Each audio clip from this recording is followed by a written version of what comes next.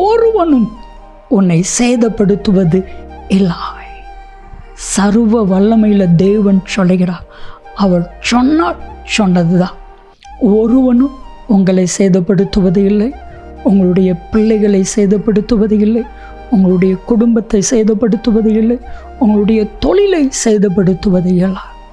வேதம் சொல்லுகிறது, ஏசாயா 27:3, ஆண்டவராகிய தேவன் உங்களையும் என்னையும் பார்த்து சொல்லுகிறான், நான் உன்னை காப்பாற்றி அடிக்கடி நீட்பாற்றி ஒருவனும் உன்னை சேதப்படுத்தாதபடிக்கு இரவும் பகலும் நான் அதை காப்பேன்.